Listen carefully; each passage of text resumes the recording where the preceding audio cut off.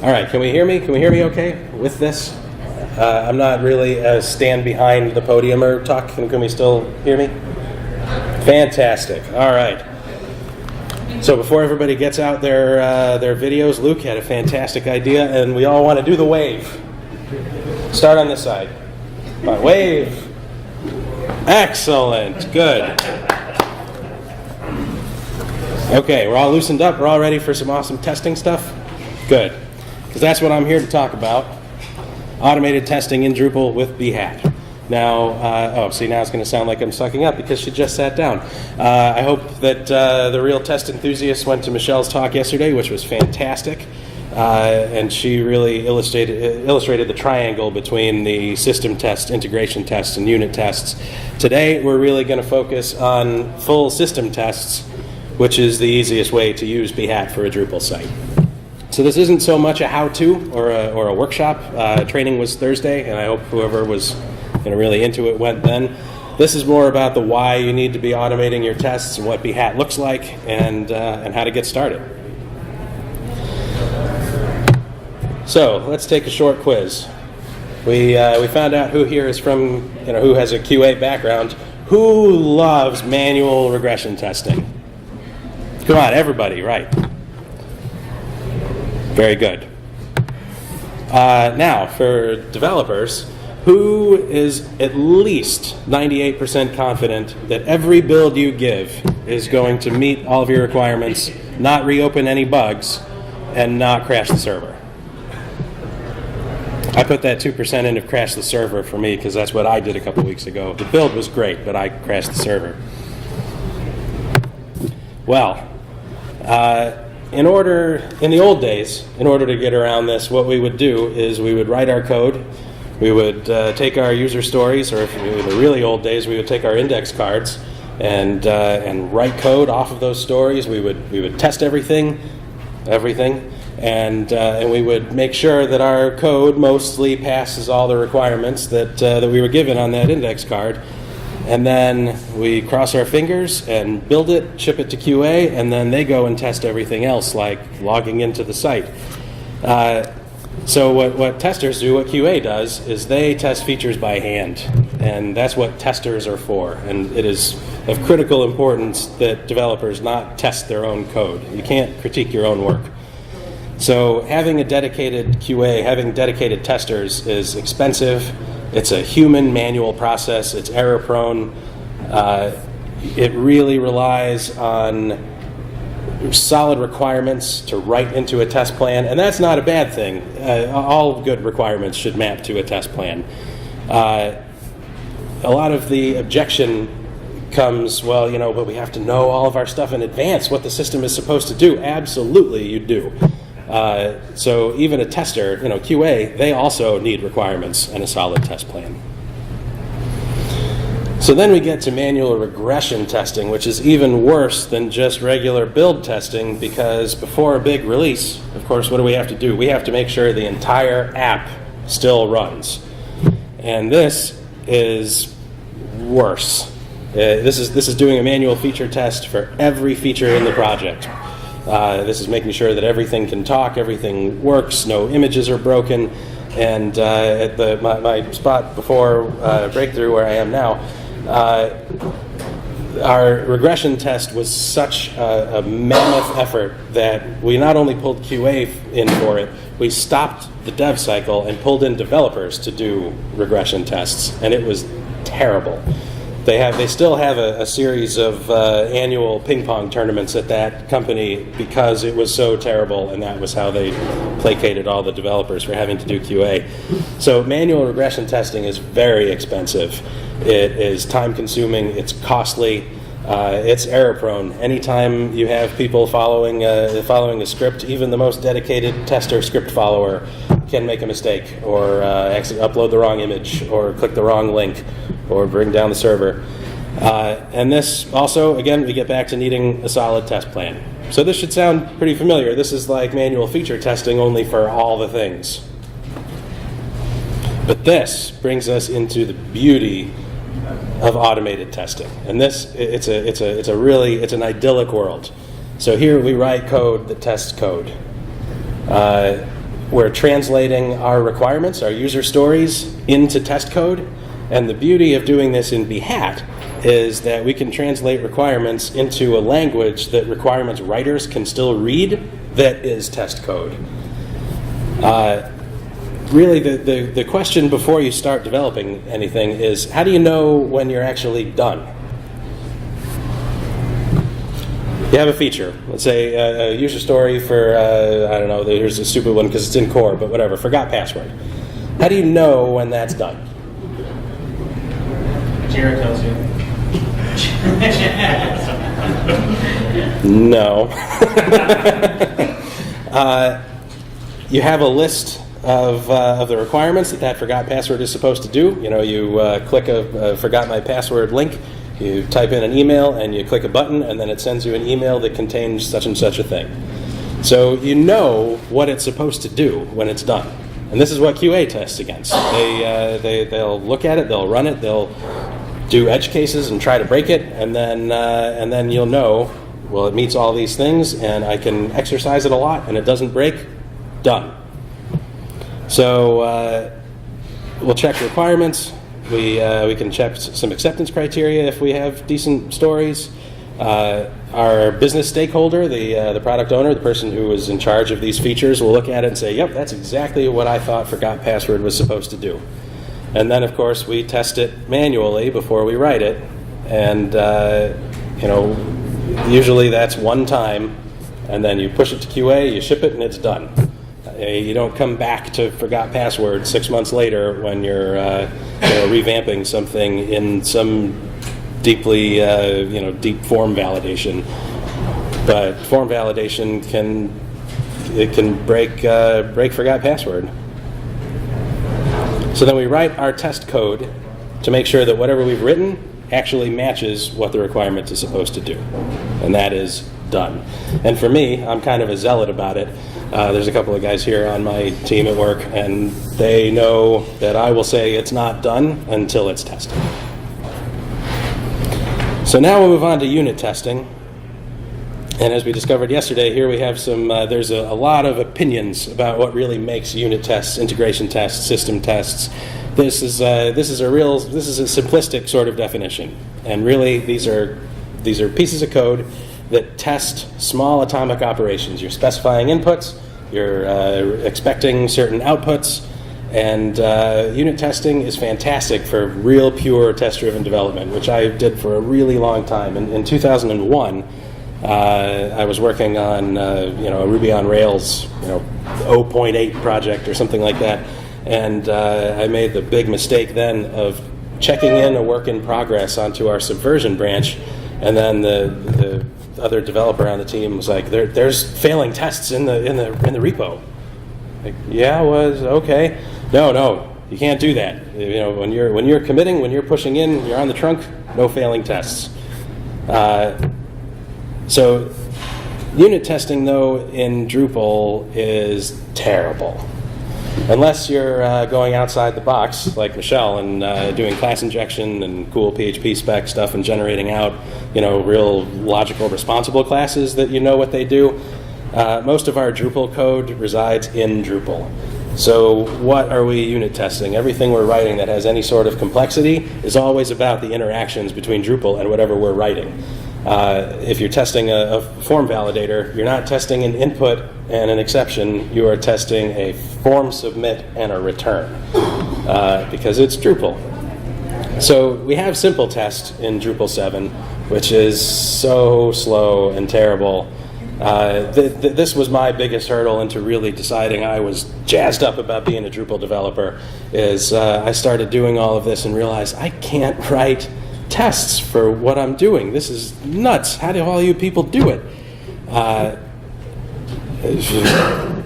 So simple test is really slow. They're really painful to build. Again, effectively what you're doing is you're bootstrapping a Drupal, turning on everything that you want turned on, scaffolding and mocking all of the things that your module is going to interact with, and then running it. So you can't even do I'm putting in 6 and I'm expecting 5 back, because that test is going to take 4 minutes to run. So that sucks. Simple test, don't worry about that. And everybody says, well, wait for Drupal 8. We got PHP unit, it's going to be awesome. Behat is integrated into Drupal 8, and it is, and the PHP unit stuff is awesome, and the code coverage is wicked. But we saw the slide yesterday about when Drupal 8 is supposed to be here, and it's not today. So for right now, we're going to work in Drupal 7, or worse. We have legacy sites that we're building on, but today we're talking about Drupal 7. So who has dedicated testers? All right, and then who of you are writing the stuff and actively QAing it yourself? All right, and who writes stuff and then you decide that's good enough and you put it up? Okay. So now, what was that? I said there's one honest person in here.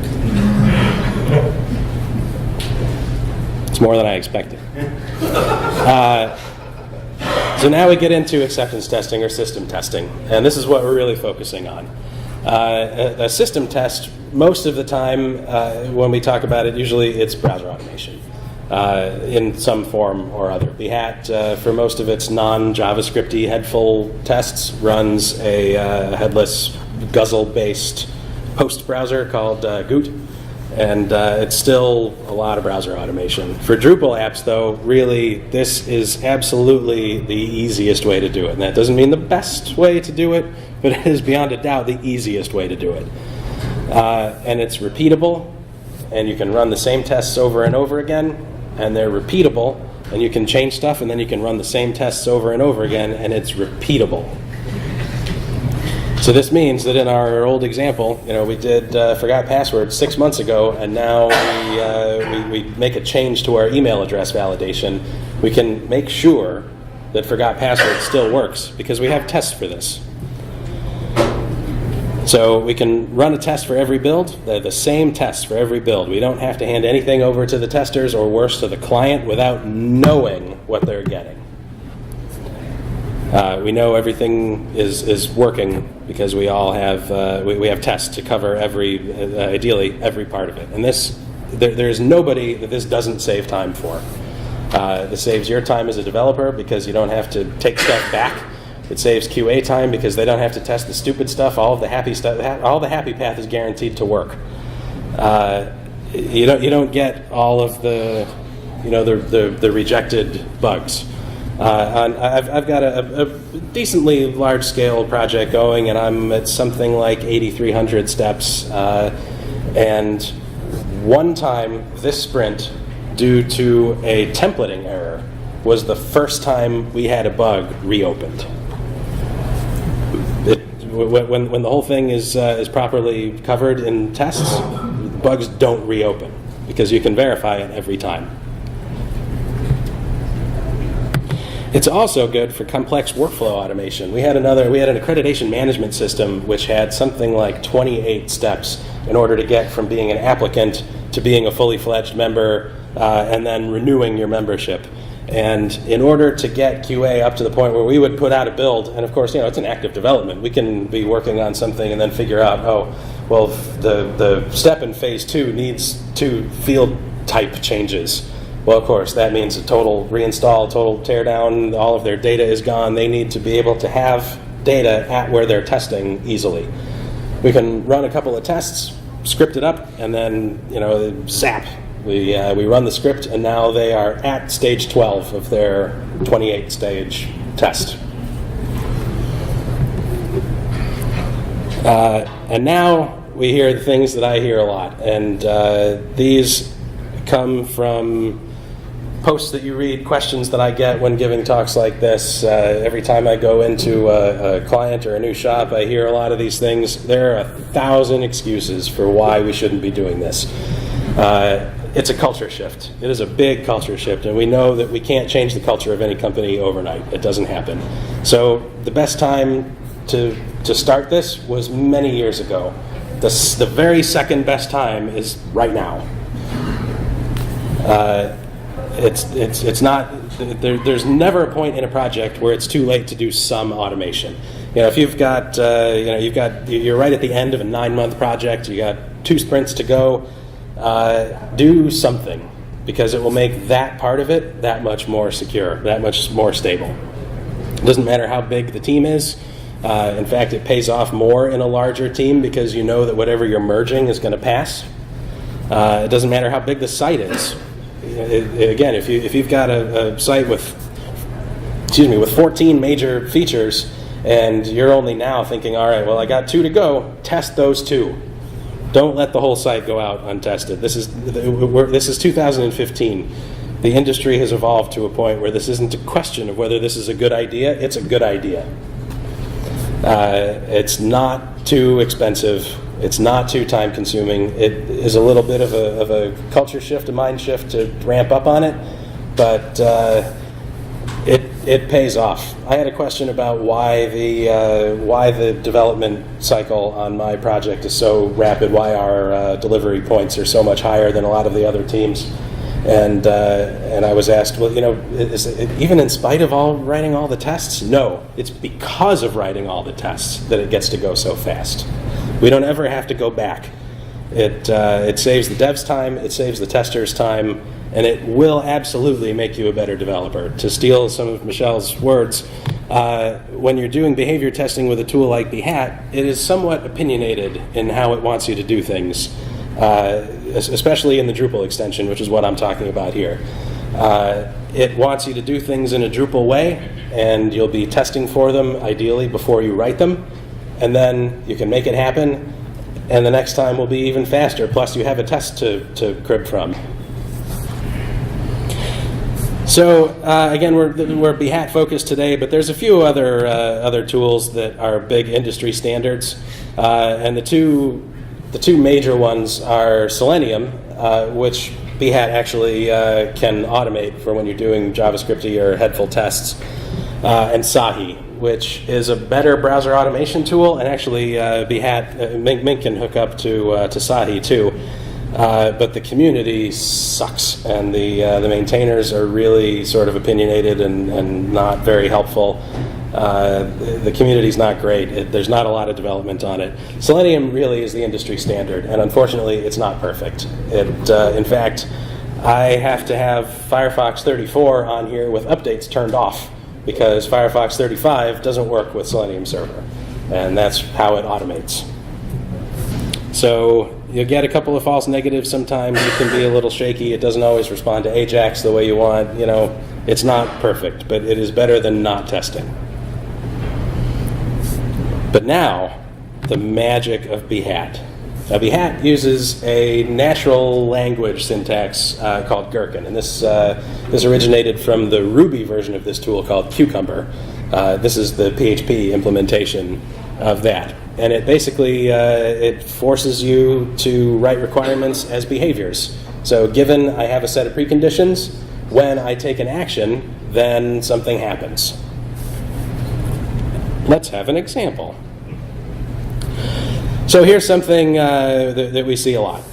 This is really simple to tell if I'm logged in or logged out. In fact, the Drupal extension uses steps much like this to determine whether the user is logged in or logged out. So the first one, given I'm an anonymous user, we know what that means. I haven't signed in. I'm just some Joe off the street, and I'm on the home page. I should see a login button, and I should not see a log out button. We can all read that, and now we all know what that feature is supposed to do. Anonymous users don't have a logout link. But when I'm logged in as a user with the authenticated user role, and this is syntax specific to the steps in the Drupal extension, which I will get into, and it'll blow your minds. And I'm on the home page. Since I'm logged in, now I should not see a login button, but I should see a logout link.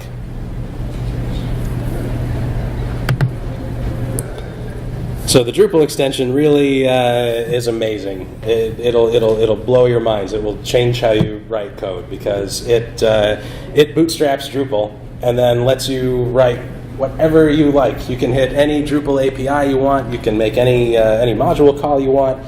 It's fantastical. Today I'm going to be talking about Drupal extension 1.0. The new version of the extension is out. I haven't done a lot with it because It was funny, the week where I got this project up, my main, fully tested dev project up and going, was the week that the Drupal Extension 3 had dropped.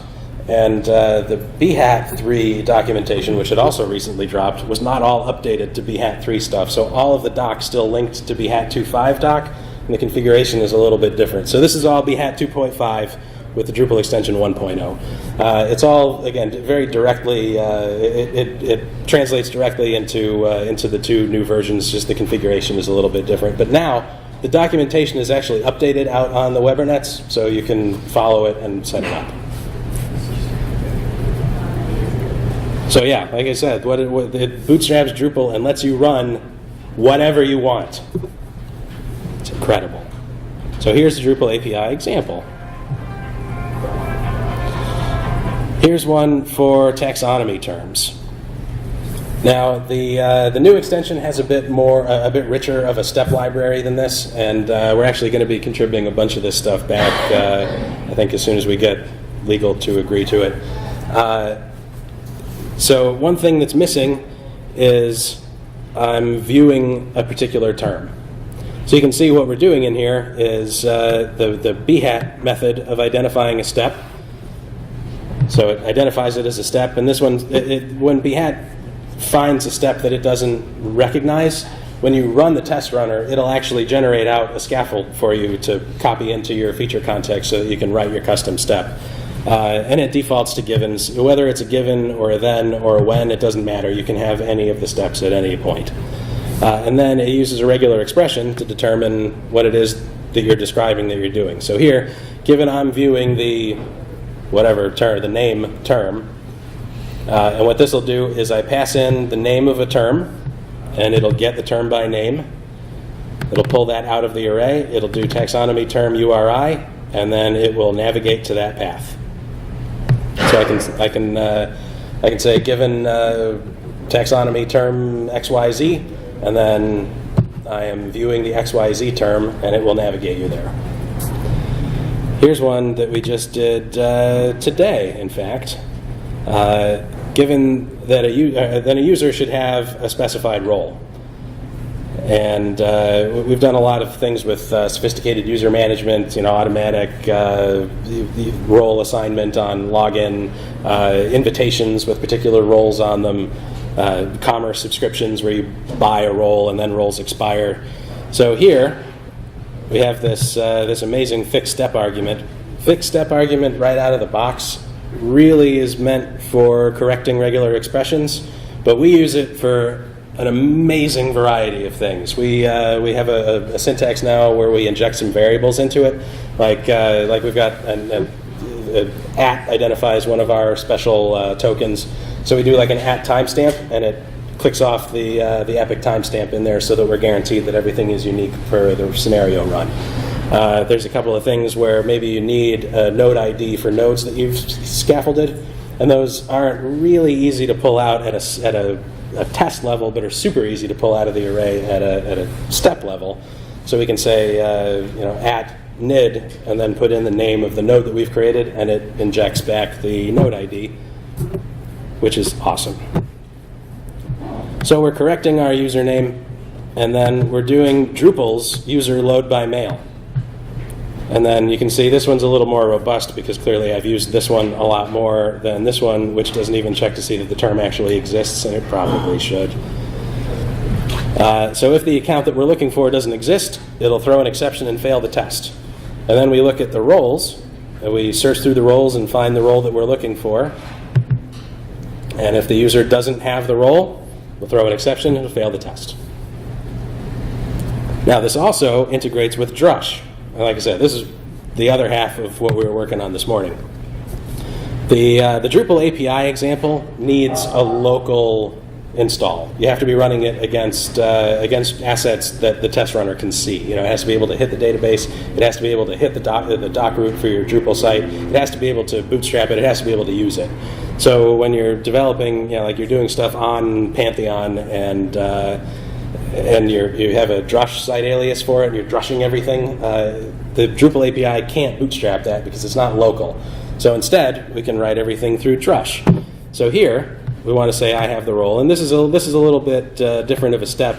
We can see then I should have the role. So this implies this is the current user. We're not specifying a user. This is the current user that should have a particular role. So first we check to make sure that there's an active logged in user. And if not, throws an exception, fails the test.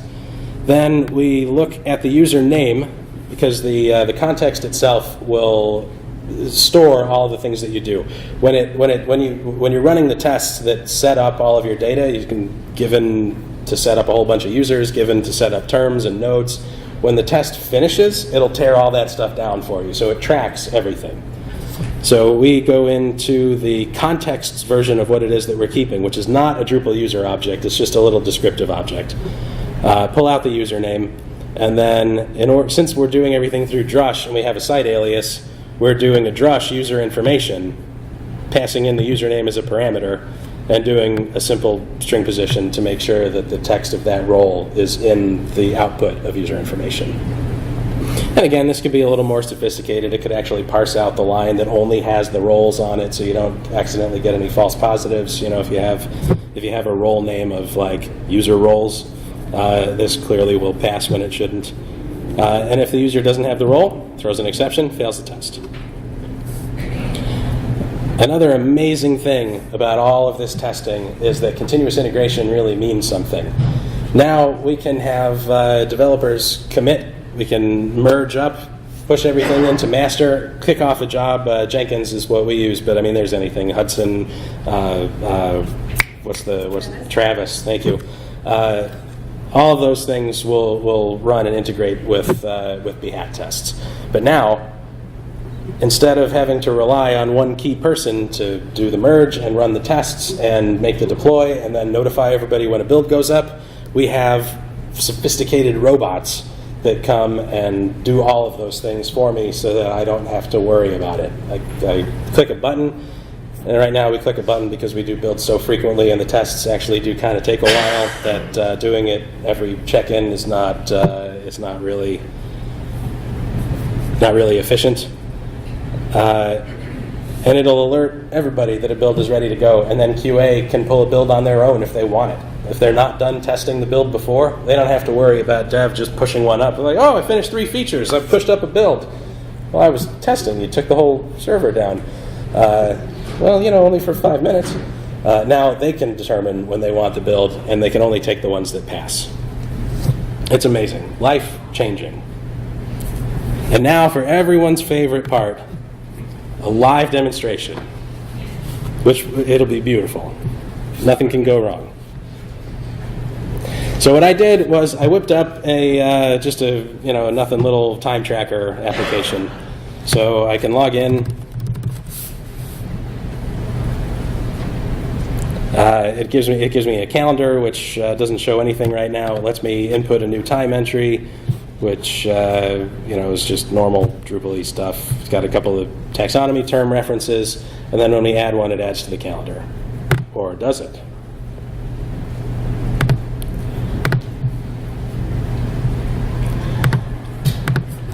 Is this too small? Can we read this? Too small. There. Yeah, well, that's the thing. Control S too. We serve as a presentation. Yeah.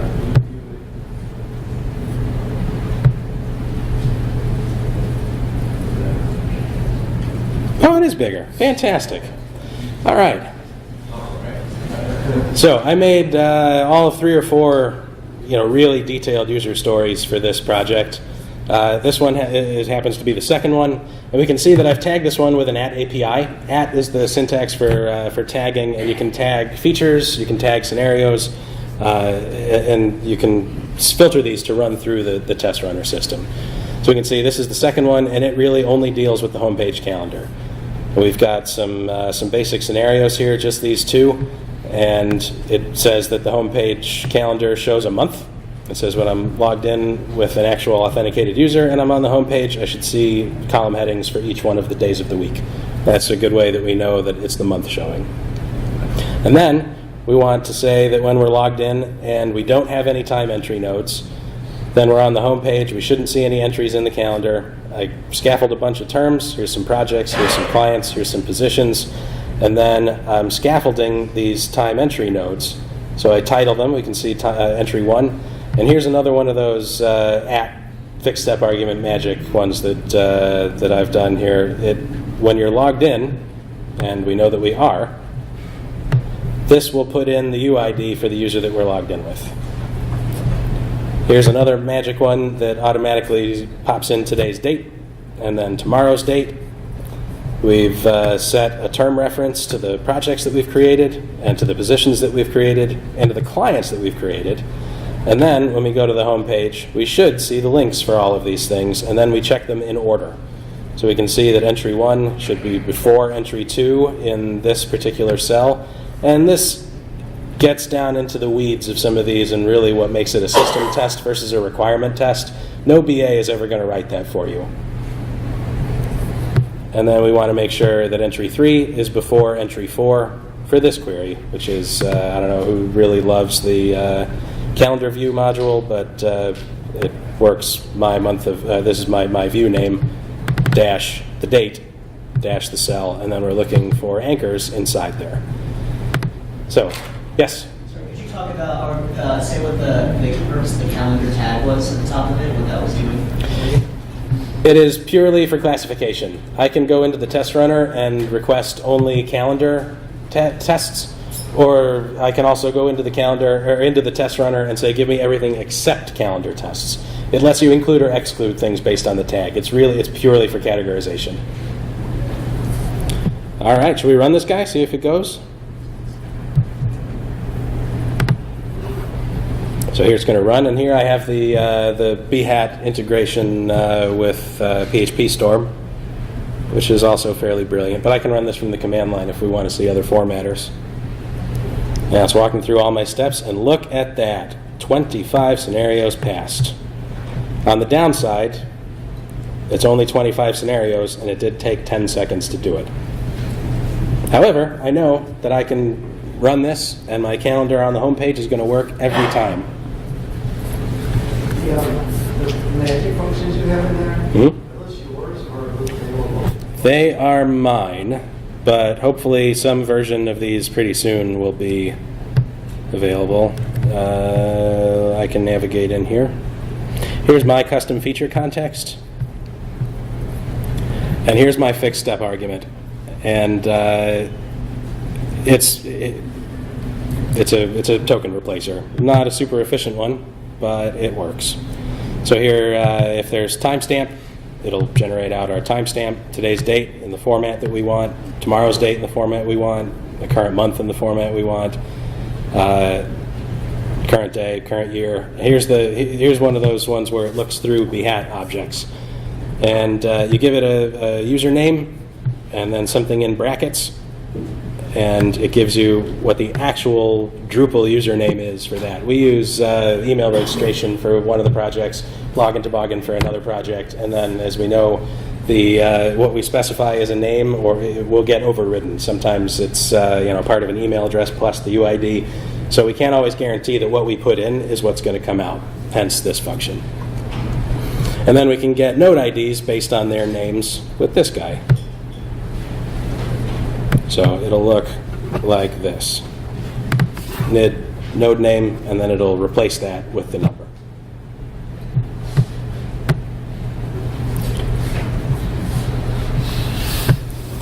All right, what did we look at? I lost my place already. All right, that was 2.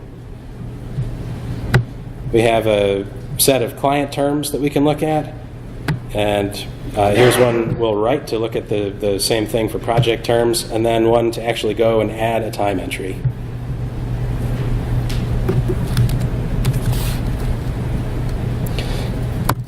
So now we're in our time tracker test. We can see, here, I'll just show you this.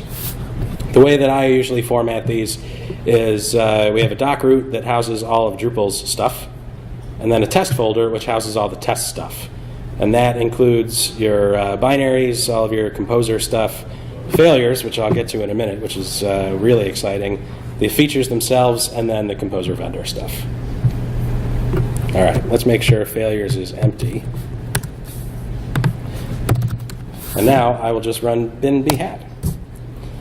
This is running through the progress formatter. There's a bunch of different ways you can format it. The default one is a pretty formatter, which actually lists off the steps of every test that you have, and it gets tremendous. And if you need to scan back up to see where failures happen, it's tricky to read back. So I have mine set to do progress instead. So when it fails, the green dot will become a little red F, and then any steps that it skips because of a failure is a little blue dash. So we can see that the entire site passes.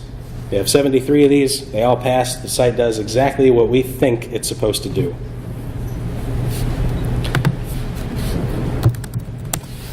Now, we're going to do something really exciting. I have a site installation profile that rebuilds this thing off of all of its features.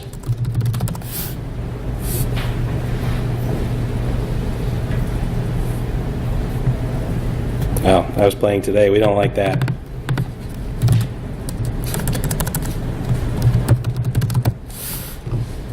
So now we'll do a site install, use the profile that I put in, just make our password very secure, and then call it the MidCamp time tracker. And then we'll build this. And of course, we know this takes a couple of minutes. I can take some questions while this is going. Sure.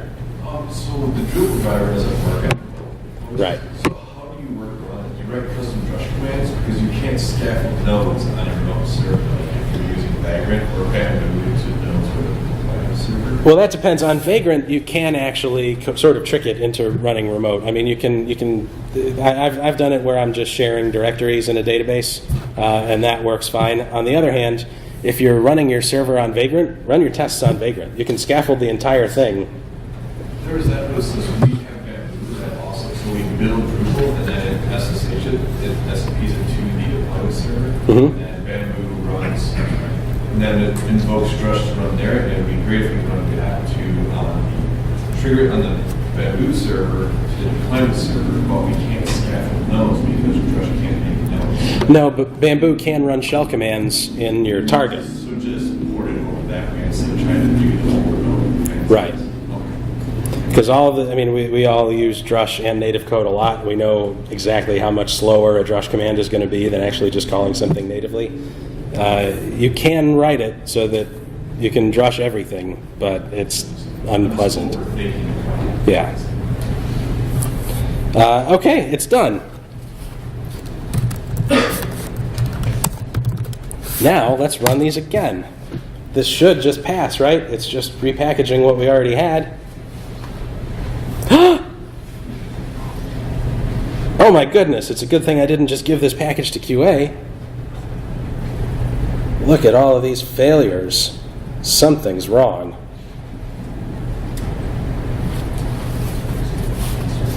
And then this gives us all of our failures. We can see what it looks like in the progress. I'll show this HTML available at. This is something that, again, that I wrote into my custom feature context that I should be able to post and let you all use.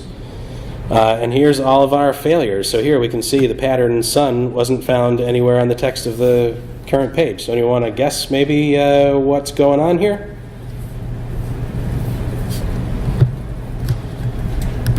Let's come back and refresh. Look at that. There's no view, or our panel page isn't set as the home page. Did you enable the feature?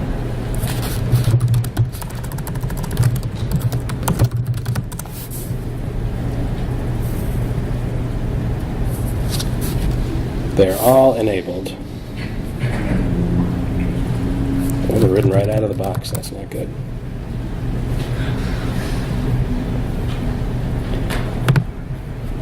So what it actually is,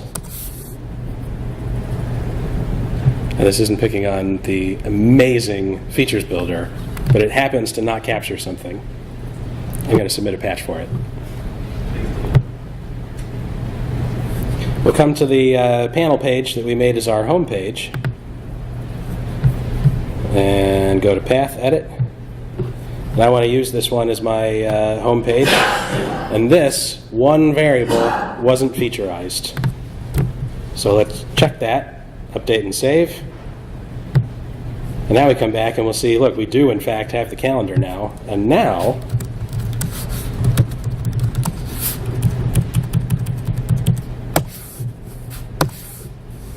we'll run these tests. Our calendar is back, and that means all will be right with the world. Look at all of those green dots. Doesn't it just fill you with joy? And there it's going. We all know Andrea. She and I were talking about some of the benefits of test-driven development, and every time it's like you win. I don't know how many of us play, video games or board games or whatever, and you have to collect a certain set of things or do a quest and get 19 of these and kill 4 of these. Each one of those green dots is just like that. Look at our quest. We won. We did it. We won. The test does precisely, or the site does precisely what our tests think it should do. So, any questions on this so far? Okay, go ahead. What does the HTML file that does look like? Is that just... Oh, right. Yes, sorry.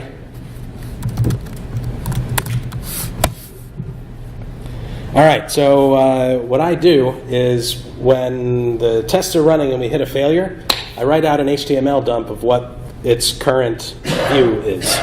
So this is the first guy that failed. Did I click it? Oh, the Chrome wasn't open. This take a second.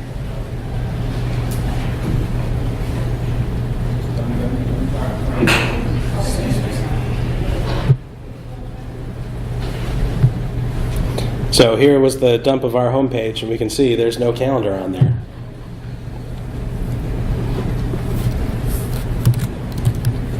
That's actually what most of these are going to look like.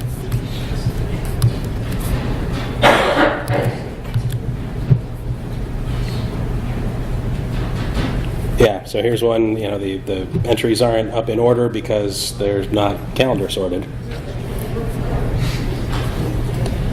So we can actually go ahead and write one if we want to see. Yeah? No? Yeah?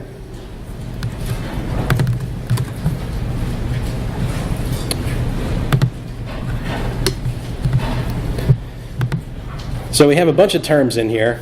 Client is one, and really this just represents the client that our time entry is for. And then we also have projects. And really our requirement is pretty much the same. So as a user of the system, when I want to see all of the time entries for a particular client so that I can see what work we've done for them. And same thing with projects. So as a user, I want to be able to view all the time entries for a specific project so that I can see how much work we've logged for that particular project. So now we have a nice test to crib from. We know that it's all terms, except now it's project terms. And this is beautiful. It scaffolds up all of our stuff. It creates the project with the name that we've given us. If our term happened to have custom fields, we could specify all of those on here, and it'll create them all like magic. So now I made it a project term. I changed the name, but I didn't change the name of what I'm viewing. Of course, as we saw, I'm not really validating in this particular step, but it still should fail. Just not gracefully because I'm not throwing the error. Drupal is because it's a term that doesn't exist. So we get a failure, as we expect. And some of Drupal can't really be fully test-driven because I didn't write any of these taxonomy term view pages. It just does this. So there's sometimes when you're going to write something, you're going to think you know what the message is, but of course it's Drupal, so it's not always what you think it is. And in this particular case, we're writing one and then verifying it as we go for each step. So now we can see this simple one. When I don't have any time entries for this project, nothing comes up. But now we want time entries. So we're going to use the same logic we used for clients, only with projects. And this is TT4. I should actually change all of these to TT4.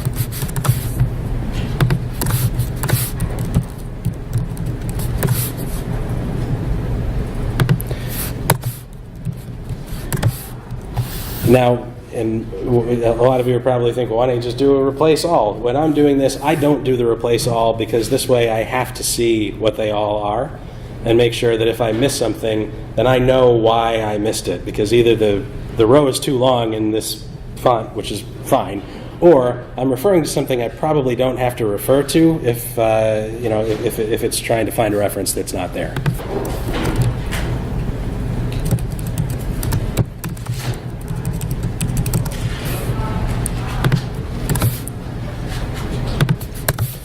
So now we're scaffolding our client terms, generating our project term and our position term. These three are required fields for a time entry. And then we create the time entry node, put hours in, select the project, put in the date, select the position, and select the client. And then we want to view the term page for the project. And we should not see that there's currently no content classified with it. Instead, we should see that there's a link to the node.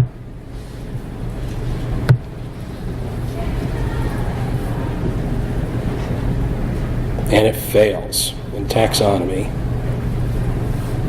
It's because, see, that's what I'm talking about.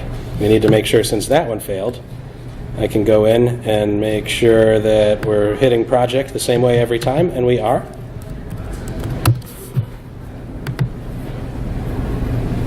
And now we win again. It passes. So now projects behave exactly the way that we think they're supposed to behave based on this very specific requirement. All right, so I thought about doing something here because 7.3.5 just came out. I have not run these tests against a 7.3.5 update. So I will open the floor to you. Would you like to see it? Or should we take some questions? Naive question. How would one go about testing JavaScript behaviors? That's not a naive question. That's a perfectly valid question. I can show you that.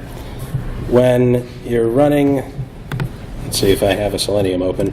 You have to be running Selenium server in order to do it.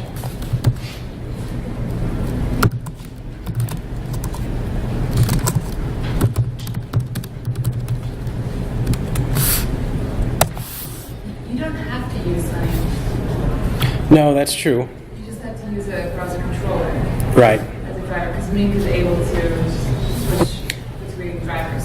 It can. So it can use Phantom. It can use Sahi. Again, Selenium is one of the easier ones, but no, you're not locked into Selenium.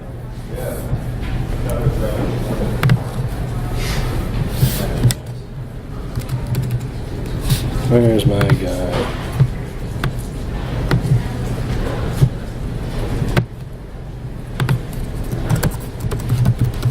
Now, if I tag a scenario as JavaScript, this will run it through the headful, the JavaScript enabled one, which in this case is configured to be a headful Firefox through Selenium.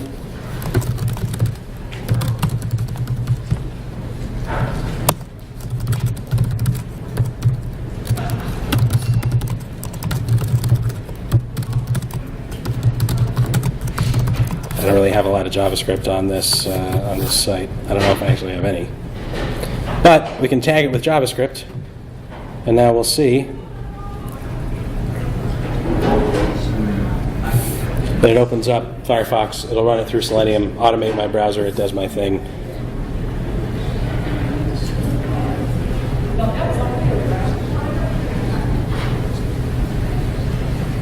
And we get a failure. No, we didn't get a failure. It's the other PHP storm. So now I just typed in my link from memory, clearly incorrectly, and it tells us what happened. And then we can go and look at our failures. And then when it generates, when it's headful and it generates a failure, we actually also generate an image of the dump of that. We can see that it failed because I'm not logged in, so I don't have a link here.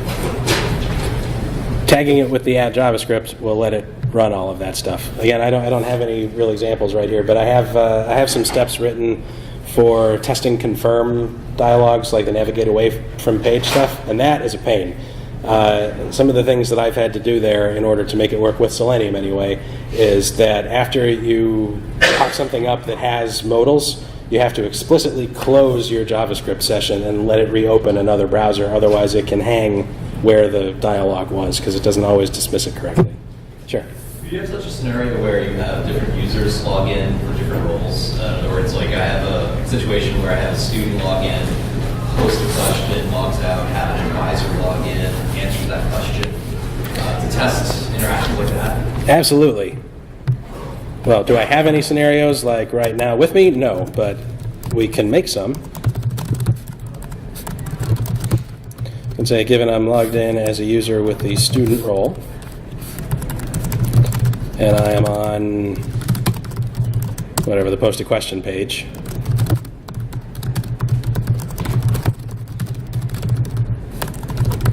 Clearly, I'm shorthanding all of this.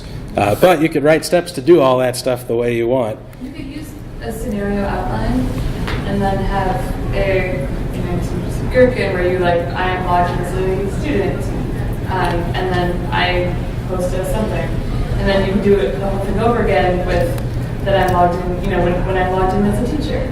So is it use the scenario outline? Well, I think in this case, the scenario outline would let you exercise that same functionality with different variables. What I think we're trying to do here is a workflow test, right? Yeah. So here we'll log in as a student, post a question, we see the confirmation, and then to log out, again, with the Drupal extension now, you have to be sort of specific. So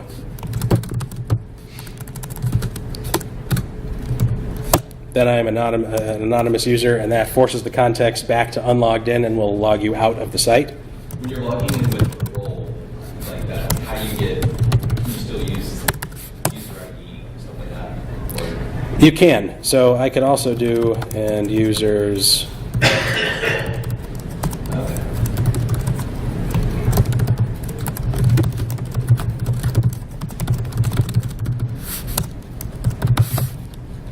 And you can do that. So you can set up a whole bunch of your users ahead of time if it matters. And a lot of the times it doesn't. So in that workflow scenario, unless it's that certain teachers can answer certain questions, if it's just any teacher can answer any question, then we can, and I am on new questions.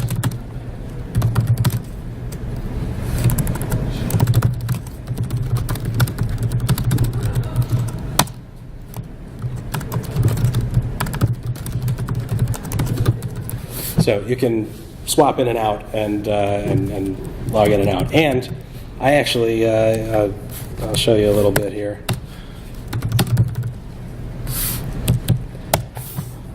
I have my steps going to turn on the test email system, and then when something in the system generates an email, it will read out the variable and deserialize everything, look for the email to the particular user that you're looking for, and then parse it for content. And then switch it back at the end, but I have that turned off for my own project because I've accidentally refeaturized that, and then it's that's a pain too. Sure. So I've heard different viewpoints about having multiple conditions for a test. Like for your example earlier, anonymous user, I see a login button and I don't see a logout button. What's your thought on writing a separate test or a test? For that one in particular, I would just write it all as one thing because it's a cheap. It's a cheap operation to do, but an expensive operation to redo. So if you're, technically it should be, I'm an anonymous user and I don't see a login button. And then another scenario that says I'm an anonymous user and I don't see a logout button, or whatever it was that I said it was supposed to be. But when you're running that, there's a cost. So there is sort of a judgment call in how proper do I want to be versus I don't want these tests to take 3 hours. In this particular case, like the workflow automation one, this is a good example for how to split that up, because this isn't actually how I would write this test. So we can say that when I'm a student and I post a question, I want to make sure that stuff works. So I post my question, I should see a confirmation.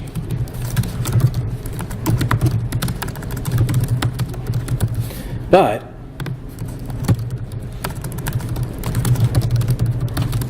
I would make the teacher answers a question, another scenario, and I don't need this, and I can say, given I'm logged in as a user with the teacher role, and question nodes.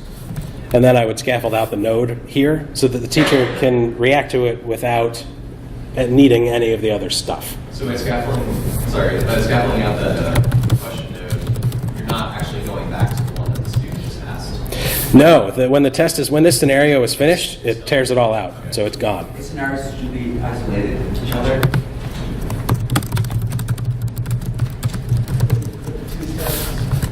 Algorithms are sort of related. So you're creating a question right there, which could be the same question that the student It could be, but again, for most of the time, it doesn't matter. I mean, here I'm just verifying that the student's behavior for a question is correct, and then I'm verifying that the teacher's behavior for a question is correct. They don't actually have to really live together. As users, we think of things in terms of workflow. You know, I'm here and I put something up, and then somebody else comes in and does this. For behaviors, it's here's an operation, and then here's an operation, and you don't have to test the interaction between those. All it has to be is the precondition of the question existing. There's a teardown step between scenarios, though, right? So I mean, it removes all of that scaffolding. It does. Yep. So actually, I'm wondering about that. Is it my scaffolding is particularly complex? I don't necessarily want to have to rebuild it every time for the scenarios. Again, there's a time consideration there, so perhaps you don't. However, you kind of do, because your scenarios are going to be doing different things, and no scenario should be able to affect the outcome of another scenario. So if you're sharing data between tests, the scope of the tests isn't focused enough. So again, sharing data. I'm not actually just talking about like just to get the basic structure for a particular feature set that has 15 scenarios in it, maybe. That individual bit of scaffolding to set up the feature in the first place that I'm going to run for 15 different scenarios. I don't necessarily want to do that 15 times in 15 different scenarios. you're going to execute it 15 times, but you can get to the point where you're writing it once. Okay. I can have a background, which then runs once for every scenario. But again, it will actually build the things once for every scenario, which is what you want. Because again, if you've got one scenario that's going and deleting nodes, you should test your delete and your confirm, and then you have another scenario that's reading stuff, you then have to be really careful that what you're reading in one scenario isn't going to affect something in another scenario that you've already deleted stuff from. They should be atomic. Scenarios should not interrelate. Yeah, I'll just copy this.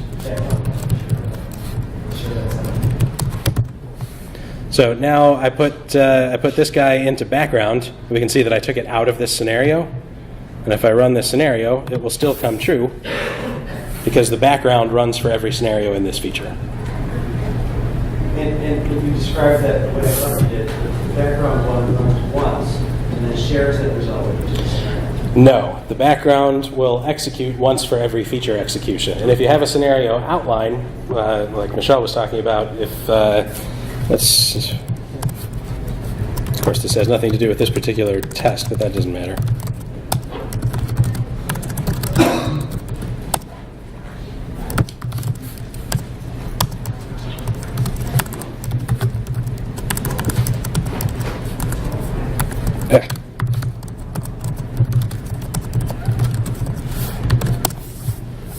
So now we have a scenario outline and examples. And what this does is this will replace this variable with each iteration in the table for that. So again, this doesn't do anything. It's just going to log in as a couple of different users who don't actually exist. But before each iteration, it will execute a background, set up whatever background does, and then after every scenario, it will run whatever you've defined in your context for your after scenario, which by default comes with tearing all the data down. Because again, they need to be atomic behaviors. It gets, and again, that's why I've got 8,000 test steps, and it takes half an hour to run. Because I could save some time probably by including a bunch of those steps all together, but then you're not really testing a behavior, you're really testing more of behavior integration. That's something we don't want to do. Yes, Mr. What would you do do if there was certain scenarios, like the one that you had is a student answers the question. Let's say that launches a bunch of different stuff, like what does the student see after the question? What does the teacher see? Emails that go on. How would you handle a case like that? I would handle it, I would split that up into logical stuff. So if something happens on the UI and they get, they get a confirmation and then they're on the view page for that question, I would put those in the same test because it's really, they just go together. And if we want to change that in the future, we get another requirement that maybe instead of going to their, to the view question page after they ask a question, they go back to the ask a question page. We would change one test, and if they were a separate test, we would just still change one test. So in that case, I would combine those two because that's the immediate results of that particular action. For the emails, I would test each individual email as a scenario. So I would scaffold the node and then use the test email system, pull out, well, at first I suppose I would have to scaffold users of a particular role. So like in a workflow management system, we say, all right, here's a contributor and here's a curator and here's an administrator. And whenever a contributor requests administrator approval, we want the curators to know. And then whenever a curator denies something, we want the administrators to know. Each one of those ands would be a different test. So one, a contributor contributes something, the curator gets an email. The contributor contributes something, actually we don't even have to do it that way. We make a contribution and then publish it and then unpublish it. Then the administrator gets an email. So each one of those things that you're testing for becomes a distinct scenario. Am I done? All right.